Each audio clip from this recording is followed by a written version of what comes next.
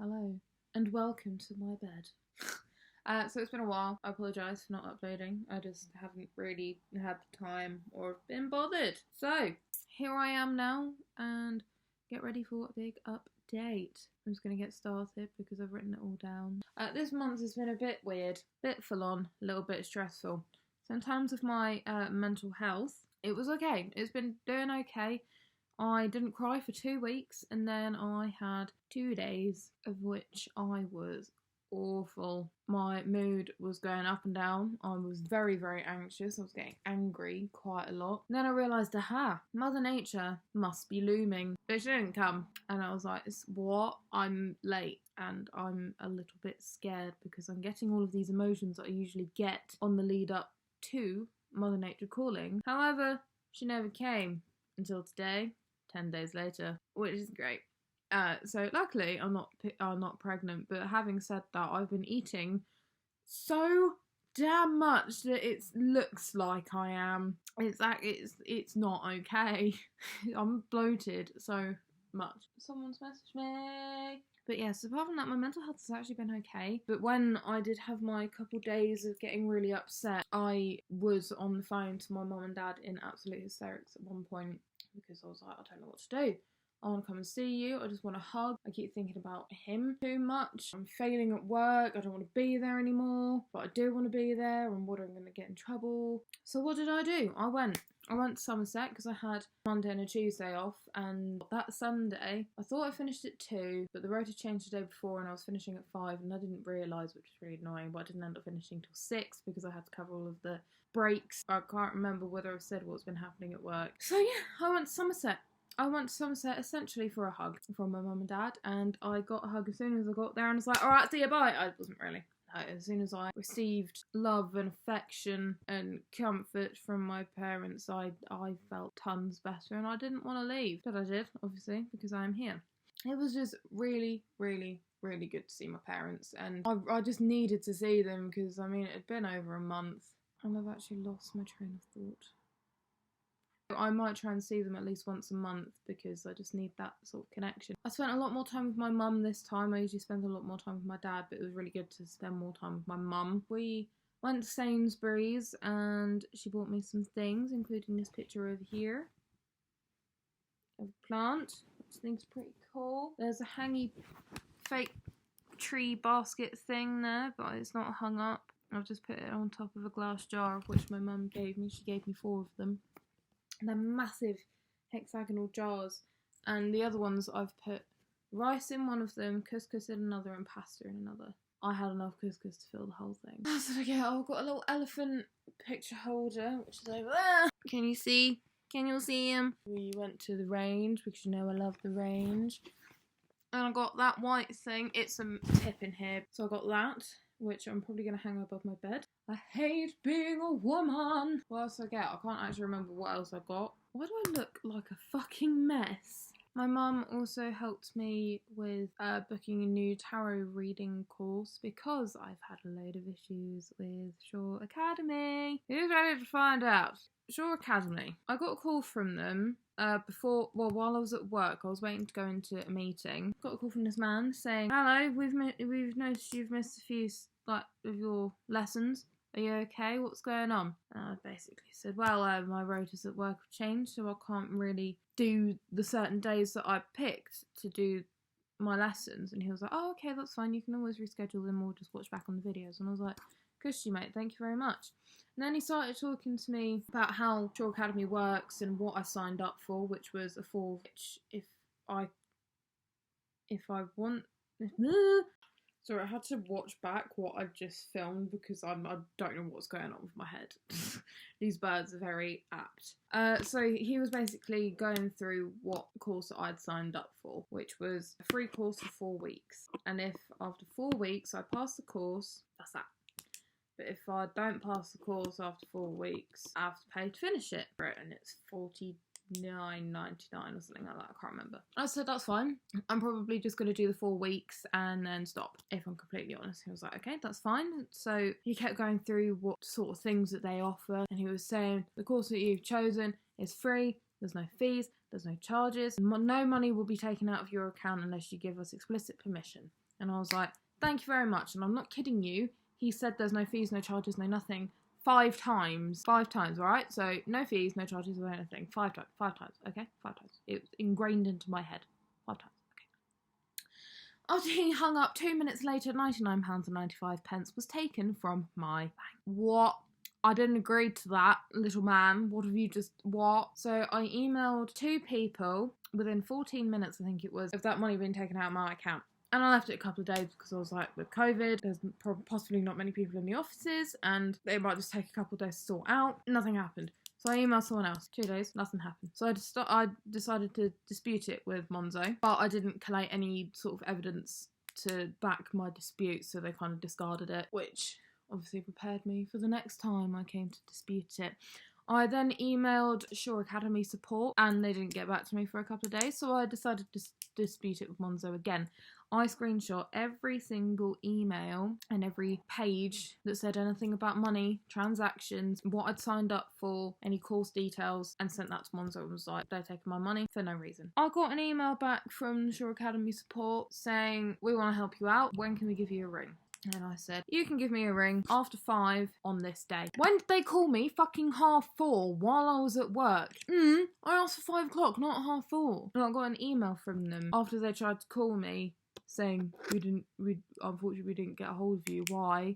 Can you reply to us and so we can try and call you again between 8 and 4? I asked you to call me at 5 and now you're telling me your offices aren't open after 5. So why did you say that I could call after 5, or you could call me after 5? It was very weird, very confusing. And why did you call me at 4:30 if your office shut at 4? This was a Tuesday. So I emailed them back saying, call me at 8 o'clock in the morning because I wanted to sort this out because I'm not going to be free for the rest of the day. And they were like, yep, okay, that's fine. They called me back the same day at 6:30, so their offices were clearly open. So they are clearly a bunch of liars or people that don't have a fucking clue what they're talking about. So they were saying, hello, what seems to be the problem? And I was like, what seems to be the fucking problem? You've taken £99 or 95 pence out of my account for no reason. Why? And they basically said, because that's what you've accepted. That's the thing that you signed up for. And I was like, no, it wasn't.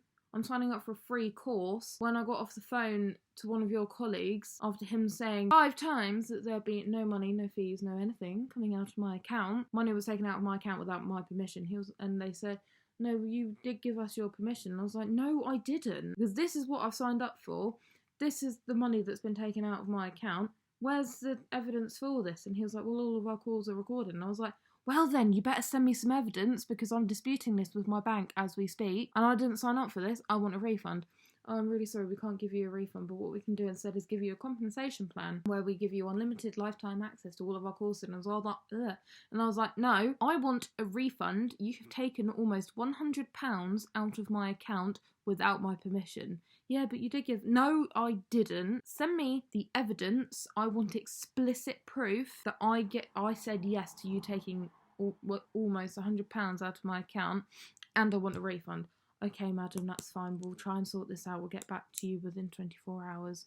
24 hours later, I received an email saying, congratulations, following your call and getting your permission, we will give you a partial refund. 1, I did not accept that, and 2, they didn't give me any evidence. So I emailed them back saying I'm extremely disgusted with the service that you're giving. You haven't provided me with any evidence, which makes me think that you're lying, and you have no evidence, full stop. I didn't agree to a partial refund, but I will take it because I want any sort of money back. And they said, thank you very much, we will send you the money within 7 days. It's been 4 days and I've had nothing. I've written to Monzo again and said, look, they're really cocking me about now. If they don't give me this money back, what do I do? And they email back saying, just give us some evidence and proof of them saying that they'll send you the refund and we'll make a new dispute claim for you. But anyway, I signed up with a Centre of Excellence, which my auntie actually uses and has completed many a course on, and it's a lot cheaper in the long run, which is good. I submitted my first assignment, which was really cool, and that they actually get marked. So they've got, the one that I'm doing has 18 different modules, I think, with select lessons in between, and they give you assessments to do, and then they send you the results back. So hopefully within the next week or so I'll get my results, which is very exciting. Right, so what else? What else is on my list of things that have happened? So I started scrapbooking again. I did some scrapbooking while I was in Somerset. I'm going to show you what I have done. So obviously this is my scrapbook. And originally, as I'd said, I'd written from the book Make It Happen that I'm reading about manifesting. You write a letter to your present self and your future self. I've mentioned it, I've written 2 and I'd put them in here. I've since ripped out all of those pages that I had done and started again, and I'm trying to like section it and make it look good. Wow! And this is my January header page. This is a little post-it note that the nurse Marie gave to me when I was doing my basic life support training for work. And it says, try not to stress too much, we'll be here. So I stuck that there, partly because it was blue and partly because I really like it. And then I will go on and explain this in a moment. This is just going to be a page for photos that I've taken throughout the month, and then I'm going to do the same on a page later on, do like a January reflection. And this is exercise 1 of manifesting. So in this exercise, I hadn't done this exercise before. I just jumped straight into the letter because I was like, I don't want to write about all my thoughts and feelings throughout the day because that's going to be sad and I don't remember all of them. But I prevailed and I did it. I wrote down every single thought and feeling that I had that day. Funnily enough, it was the day before I'd had like 2 days of crying. So there was a lot of stuff going through my head, and it was a lot that I could sort of build on and work through with this, which is really good. In Make It Happen, it says that you have a lot of recurring thoughts, like any thoughts that you may have thought. You might have thought yesterday, you might have thought a couple of days ago, a week ago, a year ago. So what I did was I sort of did a tally next to all the thoughts that I'd written down the most and wrote them down in here. So the most reoccurring thoughts: I miss him, I want to see him, I want to hug, slow down, calm down, stop it and shut up. So apparently my coping mechanism for thinking too much is telling myself to slow down or calm down, stop it and shut up.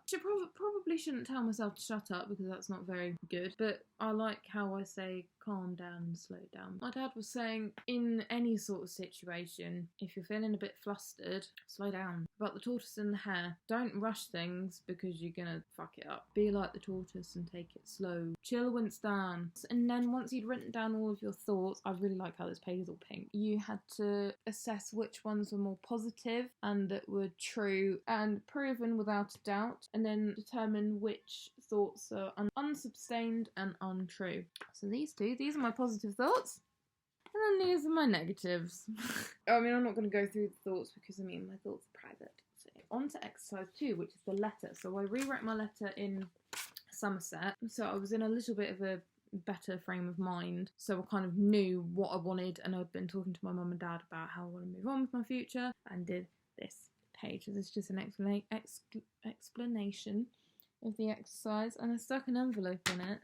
And this is my new letter. It's really cute. In this letter, I talked a lot about self-improvement and just being happy. So I think that is my main goal. I mean, it should be anyone's main goal. There was a lot of talk of me being really confident and being happy, able to do anything. So I will get on to this is going to be my intentions page and my feelings page, and then on the next one I'm going to put actions. And with the actions page, I'm gonna, so I can keep writing on it like throughout the month, or like throughout the whole time that I'm using those intentions. My intentions. I'm going to go through the intention and the feelings towards it. First one, I have a stable and supportive job. I wrote in my letter about leaving Superdrug, which I don't know whether I'll do in the next year, the next month. I'm not really sure because that letter doesn't really have like a time frame. It does say about leaving and just progressing and having a job where I read tarot, I'm helping people. And then the feelings towards that are I feel comfortable, worthy and successful. Basically, I just want to feel comfortable in the job and knowing that I'm doing a good job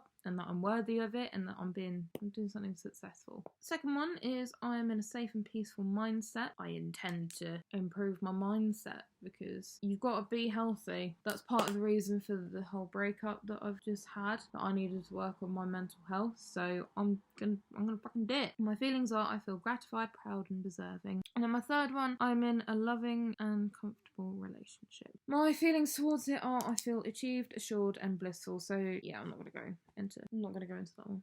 And then I've actually already started putting actions towards them. So on the 20th of January, I started putting actions toward having a stable and supportive job, and it was just a small one, just having a look for jobs on Indeed, which I did do, and I found a lot of mental health support worker jobs. I started talking to a couple of people about what opportunities are out there and what experience I need, and it's really good. And then today I was putting action toward number 3 and number 2 really, which was get my COVID vaccine, which I did, and I smashed it. Well, you can't really smash getting injected. Yeah, it wasn't actually as bad as I thought it would be. It was fine, and I put that action towards number 3 because, I mean, I'm getting a kickstart with my own life so I can go out and see people, go out and see someone that I love, you know, which is a good step. And it's also an action for number 2 because it gets it out of the way and it's going to make me feel achieved and proud of myself for actually doing something that I was really nervous about doing. So, my vaccination, I got done at work. I can't remember if I said about work and vaccines, but Superdrug Guildford now do the vaccines, which I think is pretty cool. It is extremely stressful though.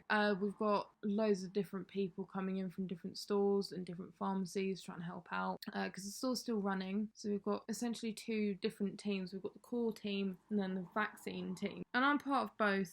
With the vaccine team, I was originally just record keeper, wherein I sat in and witnessed the vaccines happen and then wrote down all the necessary information, like their NHS number, booking reference, any sort of follow-up points from what the nurses asked. So, for example, have you ever had an anaphylactic reaction? Are you on blood thinners? Blah, blah, blah. But now I'm sort of doing observations and record keeping and greeting. So the greeting is where you obviously greet the old people, book them in, and then observing is where you observe patients for 10 minutes and tell them where to go, and then you book the other people in as well once the greeters send you down. It has been very stressful. Like 9 times out of 10, I'd have 2 different headsets on, one for the core team, one for the vaccine team. And I got so stressed out the other day because I was answering questions on both headsets. I had one of the members of staff call in sick and start crying to me over the phone. I was observing at the time and I was trying to get people sat down for their 10 minutes, tell the people that have been sat down for 10 minutes to leave, and then getting other people to sit down in the waiting area and telling them to go. So in the end I ended up screaming down one of the headsets, "Ryan, take the fucking phone away from me now, I can't do this." So I ended up going off and crying for a couple of minutes because it was really, really difficult. But that was sort of when it first, like the vaccines and things first started, and that was when also I had my couple of days of feeling really not well with mental health. But it's gotten a lot better and I know how to sort of deal with it a little bit more now. And it snowed so hard today that we had no one, so it was actually quite refreshing to just not have stress. Anyway, moving on. Arbonne, I haven't done anything, unfortunately, which is really, really annoying because I was doing really well with it and I was getting caught up with all the Zoom meetings and talking to Georgia and Amy quite a lot, but it just went downhill partly because of my mental health and partly because of work, because I have no time to do anything. I'm always tired and it's just like draining, and because I have no money because of fucking Shore Academy and because I bought a new phone. I actually bought a new phone and I will show you in a minute. With Arbonne, I really want to try and invest my time into it without investing my time into it. So what I'm going to do when I get paid next week is I'm going to buy, they've got a value pack for consultants of all of their makeup. So I'm going to buy that, which comes with a shit ton of makeup. And I know I've just organised all of my makeup into essentials and then other crap. But I want to, because I use makeup every day, I want to give it a go. And I want to, because then I can like properly get some information on Arbonne and really sell the product a little bit more, and for when I start properly trying to become a consultant and getting people to join Arbonne, then I can be like, look, these products are really fucking good, and actually be genuine about it, or like give honest opinions. I also want to try and get a moisturiser because obviously I moisturise my face every day when I'm doing makeup, so I'm going to be investing my time without investing my time. Also be getting some new essential oils because I really like their essential oils. They are so good. I might try shampoo. They have toothpaste on there which I might try as well, and I am in need of a toothpaste, and hopefully, fingers crossed, I will get back into it. I have faith in myself that I will. Oh no! This vaccine hasn't really, touch wood, hasn't affected me yet. I'm looking forward to how I feel tomorrow. Anyway, last thing that I want to talk to you about is my new phone. So this is a Huawei P Smart 20.